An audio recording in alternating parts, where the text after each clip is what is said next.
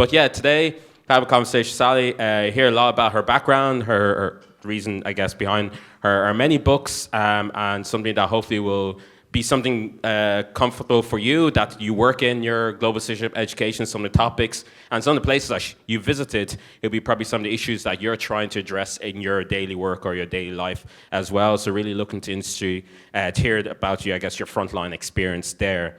But before we get started, maybe, bring you back as a first question, kind of like, what made you go into journalism? Because I know, interesting enough, you studied law. Well, in UCD, I studied in DIT.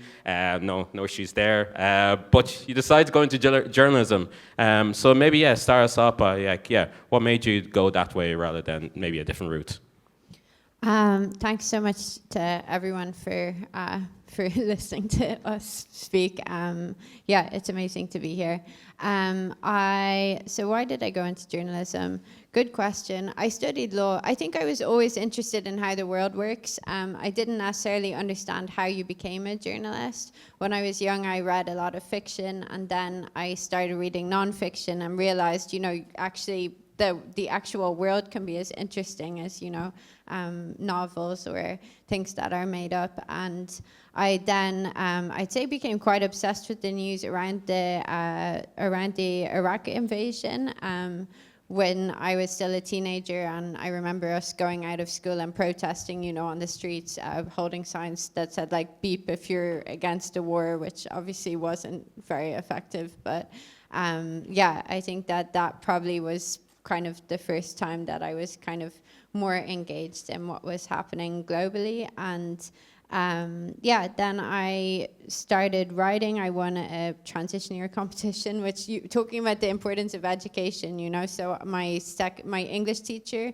had said, does anyone, this competition is taking place. It was the Irish Star running it. So I entered. I was the only one who bothered actually writing an essay to enter, and I won a week's work experience when I was 16 and also a camera. And so that was my first kind of exposure to journalism as an industry. And then I just kept going and started applying for internships and work experience. But I studied law, I think, because I don't know, I think I was interested in law, and I was interested in how the world works, and law seemed like a way to make sense of it, and to some extent. But I grew a bit disillusioned with law, the small amount that I saw of it in university, in that it could be quite removed from the actual experiences of people. Even the way that we were taught to speak, as you probably realized as well, it's very removed from, just general people's actual lives, and even the money, the elitism in it, the amount that people had to pay. I found that quite disheartening. So I then was applying for everything, as you do when you finish university, and I then got a Simon Cumbers Award, which, again, talking about the importance of education, it's a student award. I don't know if they're running it right now, but it was through Irish Aid, and that was to go to Malawi. So I did that right when I finished my master's. I went to Malawi, and I think technically I was meant to go there for a week, but I just went there for, I think, 6 weeks in the end, and rented a room in someone's house instead of staying in a hotel, and just spent a lot of time just hanging out in the market with, like, the guys who sold stuff there, and just meeting everybody that I could and getting kind of a sense of what was going on. And there ended up being a giant corruption scandal while I was there. It's called Cashgate in 2013. And when that happened, I think that really opened my eyes to how difficult it can be sometimes to get accurate information, and particularly, in a country where journalists aren't supported, and where, where the global kind of interest just isn't there. And that was really eye-opening for me. So I left there, applied for loads more internships, and journalism is a bit like you kind of just keep trying to go and seeing how long you can do it for as well. And I'm still a journalist now, but that was the beginning. Well, that's a very interesting story, and I guess journey to get into there. Maybe is the reason why maybe you fell into, I guess, maybe if that's the right term, frontline journalism, in terms of from that first trip to Malawi. Was that how you obviously led you to, obviously we'll discuss your second book, a lot of those interviews and places that you've been able to visit across Asia, Africa, Middle East, and everywhere. Was that from your first visit that you knew this is the kind of journalism I want to do, not just your, I guess, standard, journalism in Ireland itself? Was it your interest was to go out there and cover those kind of stories? Was it? Yeah, I think I was always interested in like countries, the way they interact with each other, and I studied law, but then I did a master's in international politics, and I think that bridging connections as well, making connections between places, and also I guess when I went to Malawi, when I came back, I felt like there were kind of misconceptions maybe about, already you'd see certain things that people would say that you'd be like, this is kind of a very, one-dimensional, isn't it? Chimamanda Ngozi Adichie talks about the danger of a single story. Like already I was like, I feel like this isn't really, you're reducing a whole country to a very kind of basic, which I'm not saying journalists don't contribute to. Of course we do, but I think that I noticed that, but it was also about which kind of opportunities came up, and I went to CNN in London for 3 months, and I was working across Christiane Amanpour's show and Becky Anderson, and so they were covering global news, so it was always what's the biggest stories of the day, and so I was meeting people from all over the world, and that was really that opened my mind again. It really educated me in terms of my understanding of global issues, and like my contacts as well. And I'd leave there and I'd be like, oh no, I need to learn about Venezuela. Spend the whole night learning about Venezuela. Then the next day it would be the big story was Ukraine. I'd be like, oh no, I need to know about Ukraine. So I was spending all my weekends and all my evenings just basically learning as much as I could. And I think when I left there, I got another Simon Cumbers, the professional one, to go to Rwanda. And I did that with the Irish Times, and so they kind of give you mentorship as well. So my relationship with the Irish Times started through the Simon Cumbers scheme, first with the student scheme and then with the professional one. And Rwanda is actually where my new book, there's a chapter based on that first trip that I went on back in 2014, which it's strange, like at the time I had no idea I would ever write a book, but how these things can kind of influence you and shape you going forward. Yeah, no, very interesting, and not just write one book, but you've written two, which is amazing. So we might, before we get into your more recent book, there's also Love Story. I want to learn more about maybe your first book, because it really is very relatable to today's discussion, which was on My Fourth Time We Drowned, Seeking Refuge on the World's Deadliest Migration Route. Can you tell us a little bit more about what that book maybe is a little bit about, and what made you write that as your first book, maybe even? So it's actually a bit confusing in the way the books happen, because my second book was my first book idea, the one that's just got published. But then I was, I didn't know how to write a book or anything like that. I was kind of thinking I'd like to write this book about love, which has ended up being the second book. And then I had been doing a lot of reporting on refugee issues, particularly the UN and corruption allegations and various kind of things related to that. I did a big investigation on the UN in Sudan. And as a result of that, a lot of refugees, particularly traveling from East Africa towards Libya and then across the Mediterranean, they would have known my name and my work. So in August 2018, I ended up getting a message from an Eritrean man who was in a Libyan detention center, basically asking for help. And what he said is he's among hundreds of people. They've been locked up without charge or trial. A war had started around them, and they needed help. They needed attention. And so that was the beginning of the reporting that ended up being my first book, which is a look at. So what it emerged is that all these people had tried to cross the Mediterranean Sea but been forced back. And, as nearly, I think now 200,000 people have been since 2017 in what is linked to EU policy aimed at keeping people off our territory. And so I ended up researching this and being in daily communication with people who had gone through this, and the book is basically a documentation of the EU's kind of complicity in crimes against humanity in Libya and in the Mediterranean. So that came out 2022, and to be honest, it was really hard because I kind of always had this idea, you keep writing the next report and one of them's going to be the one to create change. And then the biggest idea I had was to write a book. I'll gather all the evidence together and the book is going to be the thing that really makes the change. And I think it's been a bit difficult in the meantime to see that the situation continues. But I wouldn't say that no change has happened, not just from my work, but like from lots of people's work.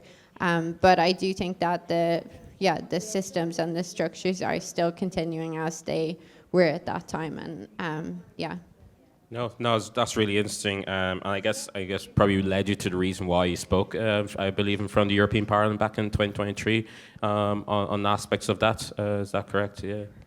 That was so. Emily O'Reilly invited me to talk. It was the Ombudsman conference, but in the European Parliament, and she invited me to talk about basically what I had found in the book, and part of what I put up on the kind of projector in the speech was the definition of dehumanization. And so one of the things that I've seen in my coverage of migration issues, which I'm sure lots of people here have seen in their work as well, is kind of the use of dehumanization to almost enable wrongdoing or atrocities towards certain group of people. And so during that speech, I literally projected the definition because I think it's something that we all need to kind of be conscious about, just in the way that we talk, even in the way that we talk about things. Like in migration, you hear the term migration management, for example. Like, do people realize that means, thousands of people being locked up without charge or trial and, going through these atrocities? So, I think that, and that kind of leads on to the theme of my second published book, which was my first book, as I said, which is kind of, again, looking at the idea of dehumanization and. Let's really want to get into the second book, which I've had the pleasure of, I guess, if that was okay, listening by audiobook over the last couple of days. Really fascinating stories, and the way that you try to make them human, and different perspective, not only on the countries that you visited, such as Ukraine, Syria, Rwanda, again, so some really interesting stories. But maybe just give us a bit of understanding, like, kind of, why were you coming to the perspective of focusing on love or making it like a love story? Where did you get the idea or a way of portraying the book or the people in the book that way? So this was, like I said, this was actually my idea from early 2018. I had only been a journalist maybe 4 years at that point, but I was already kind of a bit disheartened and just... I was struggling because a lot of our job as journalists, as I'm sure a lot of people in this room's job is you're looking at just the negative, the bad things. So you're like looking at cruelty and violence and abuse. And one thing that I realized is that every time I'm in a crisis situation, I also see the presence of love. Like, I see it every day in so many different ways, but often we just don't convey that for lots of reasons, including, you have to report on a terrible thing that's happening if it's happening in front of you. But I think that I had this idea, I'm going to write a book of love stories, and it's just going to show that love exists in all these situations and just be human stories of that. So the book, as it finally happened, is 9 different countries, 9 different crises. They're across Europe and Africa, Middle East and Asia as well, from Ukraine to Japan to Rwanda to Iraq and Syria. And just looking at different, I call them a kind of love stories. It's not just romantic, it's also for family members, for community. Just they're different examples of places that I've seen love and ways that I've seen it influence people as well, because often, people are taking actions in these situations based on taking care of the people they love or making decisions based on what they can do for those they love, and I wanted to convey that. Yeah, and you conveyed it really well and very strong. I know it's probably like picking your favorite child, but is there any particular story from that or from that when in those visits that's really stuck with you, or any aspect that really kind of like maybe like that going back, that obviously everybody has maybe assumptions or different perceptions and the place you visited, but then from interviewing or hearing those stories, any of those are really stuck to you even to this day? Yeah, it's a good question. Yeah, I wouldn't say that there's one more than the others, but I think that one thing that I really was struck by was how so many people wanted to share. Like, so for example, the first chapter, I went to Ukraine and I interviewed the partners of people. So as everybody I'm sure knows, when the full-scale invasion happened, men of a certain age were forbidden from leaving the country. And I wanted to interview their partners and just talk about what impact this has had on their personal relationships, and particularly men who volunteered or men who were conscripted as well. And yeah, like I contacted all these women and they said, of course we'll talk to you, and we're so generous with their time and we're like answering all these personal questions. And you know, they were saying like we've been through something that we hope nobody else has to go through, but actually like we've learned a lot of things. You know, they were talking about dealing with someone who's been through trauma, for example. You know, if your partner has been through trauma, what's that like? Also like a reversion to traditional gender roles and how they don't necessarily feel comfortable with that, and how maybe in the longer term that's something that, you know, that is going to present a challenge, and just how to maintain a long distance relationship in that environment. All these things I was like felt kind of rude and nosy asking about, but actually I found that they wanted to talk. And I found that in you know, in a lot of these stories, like Japan as well, was actually a very surprising one, because I didn't expect to find what I found there. And I wanted to do one chapter about grief and how you manage to, you know, remember people after they're gone, after a tragedy. And I met I went to Japan to look at the impact of the 2011 tsunami and earthquake, when around 22,000 people were killed. And I met a man called Yuji Akagawa, who runs what he calls the drifting post. It's a post box for people who you can write a letter to someone who's died and deliver it to this post box. And it's basically kind of like a way of communally grieving in a way, because a lot of the people who write the letters, there's a kind of agreement that they can be public and that anyone can go in and read these letters and use that to try and like help formulate their own words for their own grief. And again, there I found like a lot of people really were like, yeah, we've been through this terrible thing. We think that we have lessons that other people could learn from. And that was true, like, yeah, in lots of the places that I went. I think the other thing is that, I mean, there were some more dramatic stories. Like everybody talks about the one in Lebanon, which was Bassam, who raided a bank to get money when his father needed medical care after the economic crisis. And yeah, that was, again, I asked him lots of personal questions, and he was like, because he wanted to show people what is it like to go through this, and to challenge maybe questions around, you know, who really is in the wrong in this situation. And, you know, if the bankers and the politicians, and there's this whole system of corruption, and you can't trust, you know, in Lebanon, people's money got seized by the banks. You know, who's really the person at fault there? So, yeah, I don't think there's one, there's lots, but I think what really struck with me was how they wanted to make connection with other people in other places by sharing their experiences. It wasn't like just to be a story, you know, it was like, actually we have knowledge and we have advice and we have experiences that can help people in lots of places. Yeah. No, they are really interesting, and yeah, the Sam one was remind me of obviously the Netflix series Money Heist, and I know there has been many movies or stories made of that itself. But actually, one story or one concept that actually I found really interesting from the book was around the term artificial family, which I believe was something that was very common in Rwanda because, of course, what's happened there. So maybe if you can share maybe a bit more, because I like to.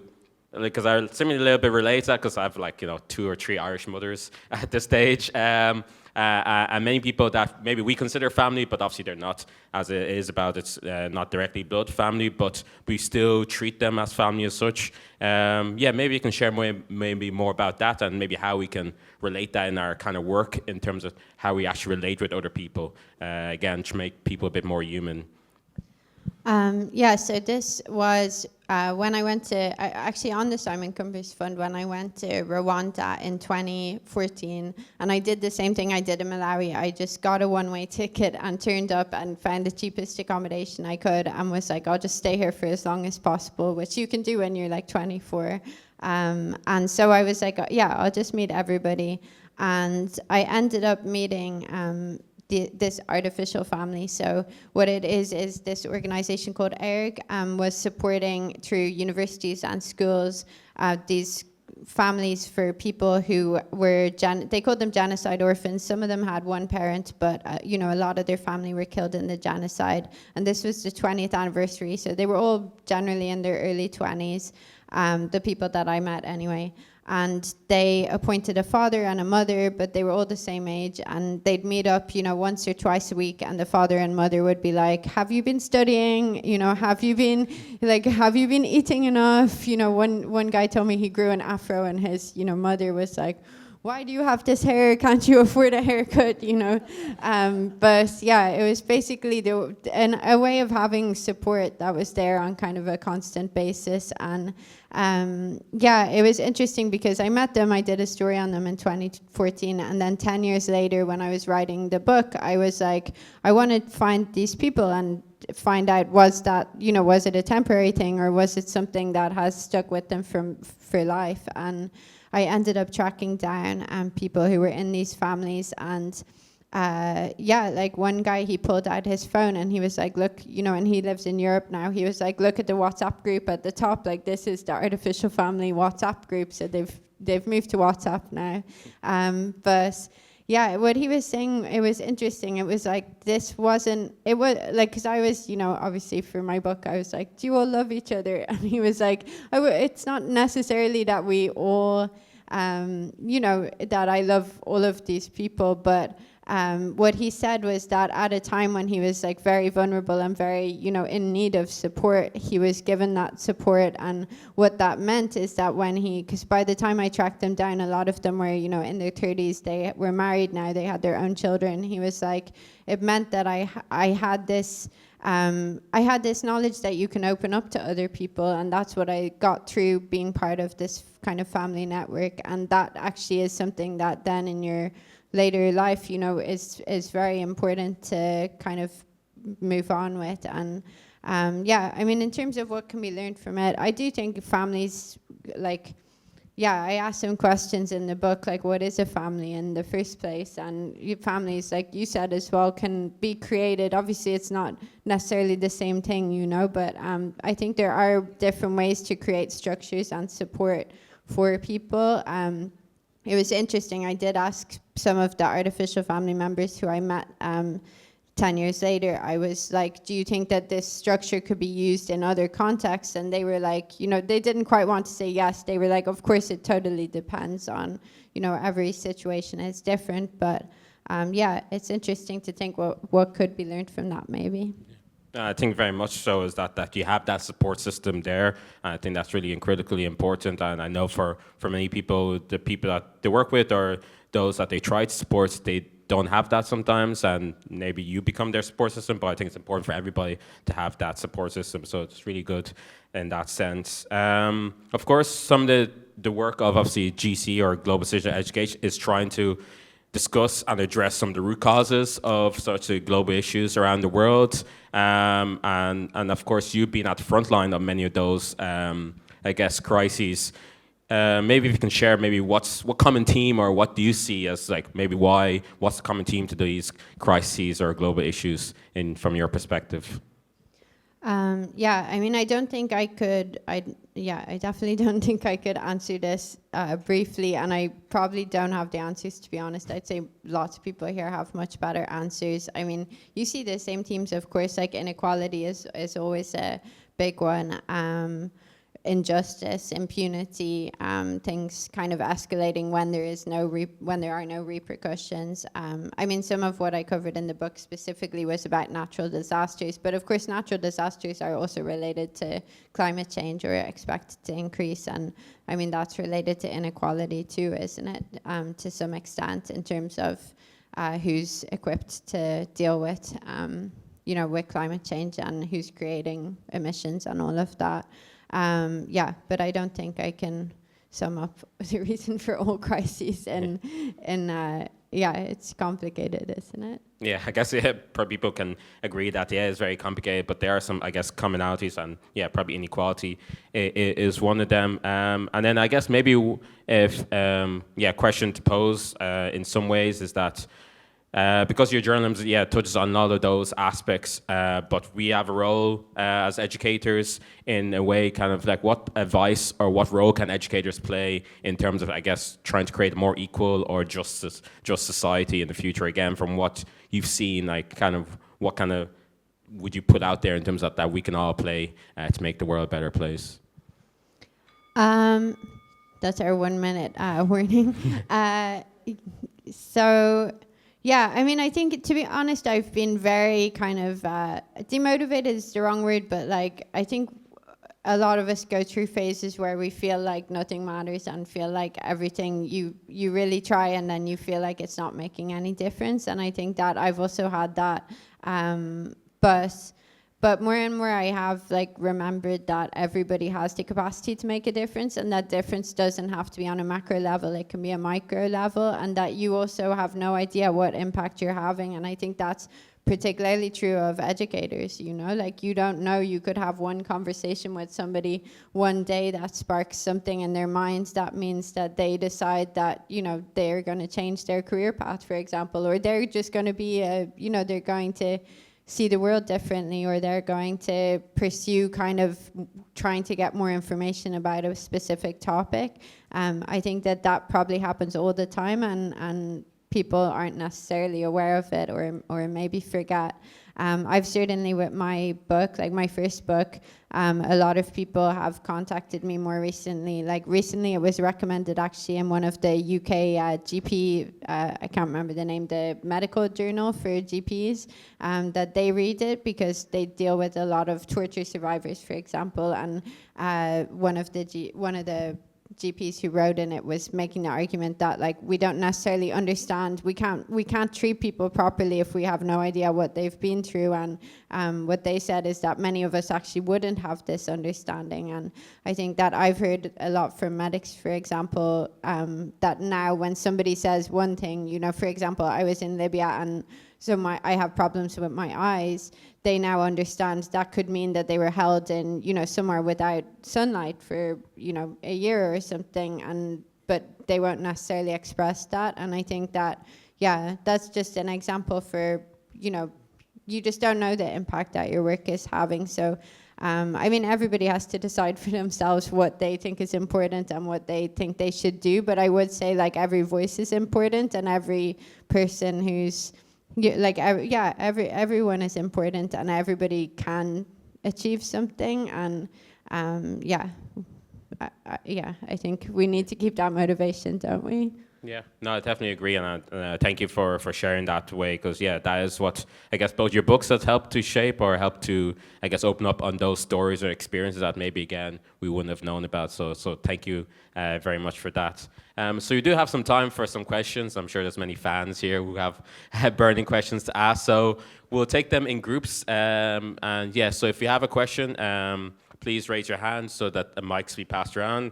And when you do ask your question, just introduce yourself, your organization, if you're willing to share, and then go ahead with your question. So, anybody first?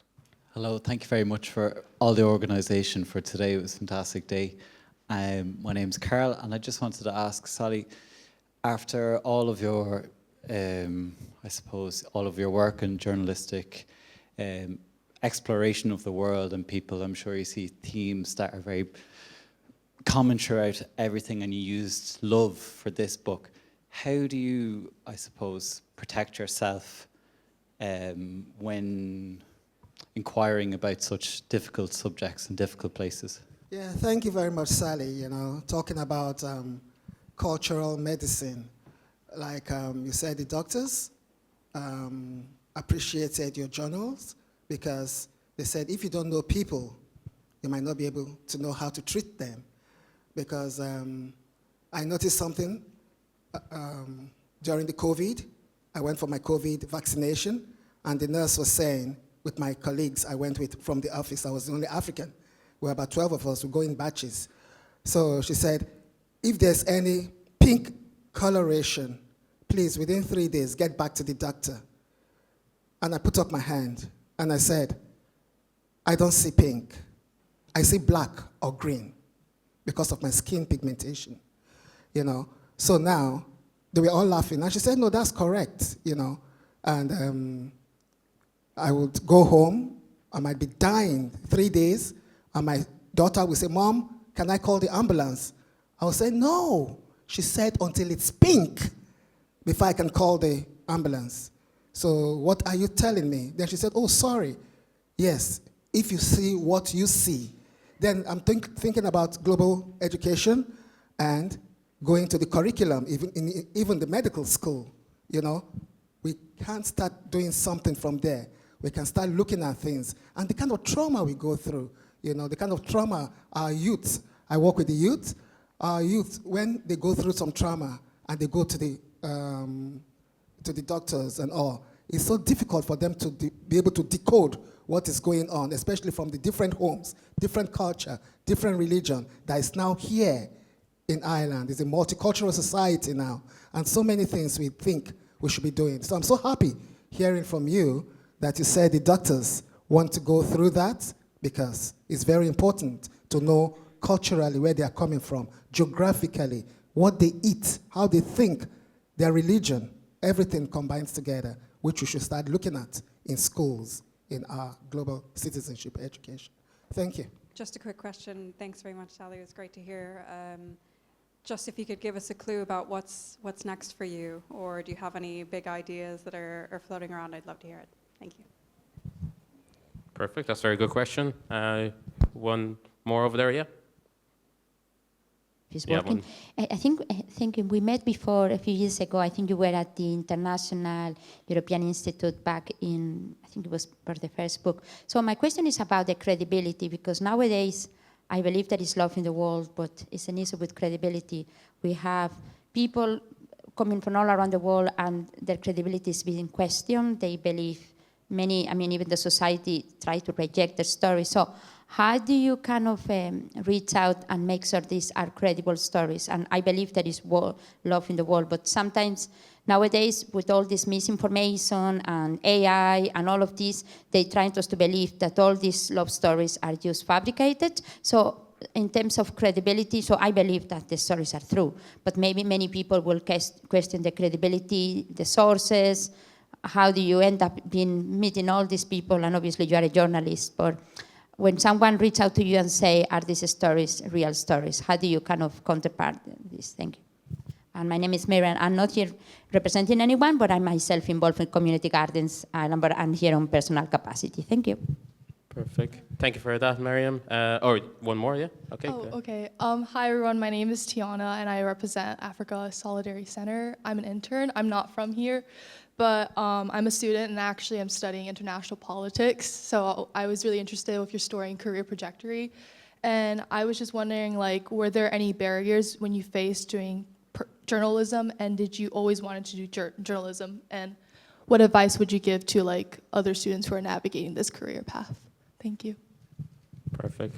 Great. Thank you so much for those questions. So yeah, I don't know how you want to take these. So firstly, maybe around, how do you protect yourself? Which was the first question there from Carl, which I think is very important because, you're really at the front line. At some stages probably felt very much physically at risk, but maybe also mentally as well. So how did you protect yourself? It's a good question. It's always a work in progress. It depends if we're talking physically or mentally, but I've done a lot of hostile environment training and medical training, and I have my safety gear with me and all of that. You're doing risk assessments, even just in your own head on a very regular basis, and mentally is again there's no exact answer to this. I think it's a work in progress. I think that more and more, as my career has gone on, I've realized you really do need to mentally protect yourself, because you don't want to, if you're dealing with vulnerable people, you can't be putting anything that you're experiencing onto them, you know, and I notice with myself, if I'm overwhelmed, like I can get irritable or angry, like, which I'm sure a lot of people can, and in that environment, you know, I've been living in Lebanon the last few years, and so particularly there, you know, with an Israeli drone above you and with airstrikes happening, and you know, you're seeing really terrible things, I noticed that I reach a point where I like just need to withdraw and like not see anybody for a bit, or you know, maybe hang out with friends, but just do calm things, and yeah, just try and, you know, make sure that my kind of nervous system goes back to normal, because you do have an obligation, not just to yourself, but to everybody around you, the people you work with, the people you interview, not to be projecting anything on them. And yeah, but I mean, it's always that thing of like, well, compared, you know, I'm very privileged and lucky. I have the ability to leave places. I have the ability to, you know, I have money. I have, you know, I get paid for my work. I have an ability to, you know, to do things that lots of other people can't. And I think that, yeah, it's always, you're trying to navigate yourself in that kind of environment and that space, and also make sure that you don't feel, you know, that you feel comfortable in terms of how you're interacting with the world around you, and how you're like helping people as well, you know, like, yeah, like that's, you know, that you're not just existing as a separate entity to everybody else. Should we? Yeah. And then another one then was around credibility of the stories, which was, yeah, very poignant in terms of issue we have with maybe trust in traditional media or anything we see online. So how did you ensure the credibility of those stories? Yeah, I mean, it's generally a big question with all journalism, isn't it? And with all nonfiction writing. My first book, I was really concerned that people wouldn't believe it. And I think there were 65 pages of endnotes in it, because I was like, I want people to be able to trace every single fact in this. This book is a bit shorter and it doesn't have so many endnotes. But the people in this book, I mean, I met them, I think all of them personally, met lots of their family members, you know, I was in all the countries. I, you know, did normal journalistic things where you, that you do to, you know, to follow stories and to back them up. I think we do, like right now, have a duty generally as journalists to, yeah, to be transparent about how we work and to show our workings and to show where this information is coming from. And I try to do that as much as I can, also in my general journalism. But yeah, I think that, you know, it's really tricky with everything on the internet at the moment, isn't it? And I do think that, yeah, it makes sense that people would be confused, and the best thing we can do is just be as open and transparent as possible about where everything is going from. Yeah, that's very true. And then maybe the last two, if you want to take them together, is like any barriers you faced or you see in journalism, and any advice for someone that looks to go into that. And then, of course, yeah, what's next as well.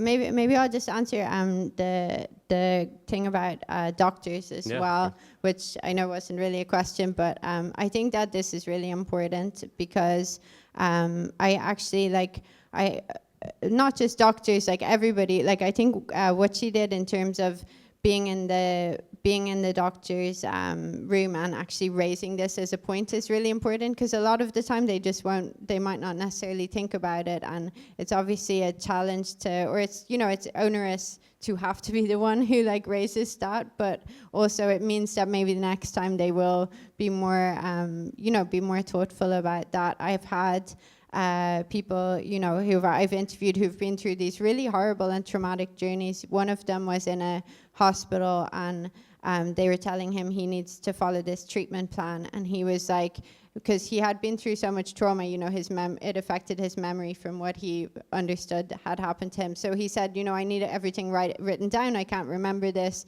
And the doctor said, you know, or maybe it was a nurse, it was a medic, said, but you're young, like, why do you have memory problems? And he kind of explained a bit of what he had been through, and the medic was like, oh, it sounds like a movie. And this reaction is almost like, you know, we don't believe you, which is, you know, a difficult thing to be faced with when you're kind of being open about something so horrible, and will shut somebody down quite quickly. And yeah, I think that, I mean, educators part of the job, I guess, is educating everybody around us, but there's so much more that's needed to be done. And then, yeah, the question is about what's next for me and what's the barriers to journalism. And the advice, on that. I mean, journalism is really in crisis right now. And I think everybody's seen like a lot of journalists being laid off and, you know, just generally, the industry is really struggling. I mean, there's so many freelancers who just can't get any commissions. There's so many staff journalists who've lost their jobs. I'm lucky that I'm working for people at the moment who do invest in foreign journalism, but like that's, you know, it seems to be getting rarer and rarer. And I think that at the same stage, in terms of my own career path, I ended up being freelance since 2016 because I like having the freedom to pursue the stuff that I think is important, which isn't necessarily always what editors think is important. And like my reporting on Libya, for example, I couldn't have spent years on that if I had had a staff job. It would have just been impossible. And I did that all as a freelancer. And I think that that's tricky because it means the way you live personally has to be, you know, you don't have a guaranteed income. You don't have, I mean, now I'm kind of due, but in the past I didn't. And like, yeah, you really kind of decide how you live based on, you know, not earning a lot of money, which for me is like, and okay, you know, I decided that's what I want to do, and that's what I've done. I kind of designed my life to be able to do that work. But I think that it is tricky generally for the availability of information, because it takes a lot to be able to go around. And, you know, I was talking about this recently actually with someone, like, particularly when you're trying to back up kind of terrible things that have happened, or like get evidence for quite serious allegations, like that actually takes a lot of time and a lot of energy, and I think that that needs investment. And so I wouldn't tell anyone not to go into journalism, but I would be aware that there are, you know, it can be a struggle in terms of getting the support, and sometimes you also just have to follow your own kind of initiative, actually a lot of the time, in terms of what you think is important, and keep going at it even if the editors say, you know, they don't really care about it or nobody wants to support you with that. And I think that when I started out in journalism, I just tried everything and applied for everything and really just kind of just kept going, even though you know, that it was difficult to get all of that. Perfect. And that's obviously shown throughout your work. And I guess even the point earlier on around credibility, you built a lot of that credibility, and you continue to do so. But I want to say a massive thank you for today. So a big, massive round of applause for Sally, please.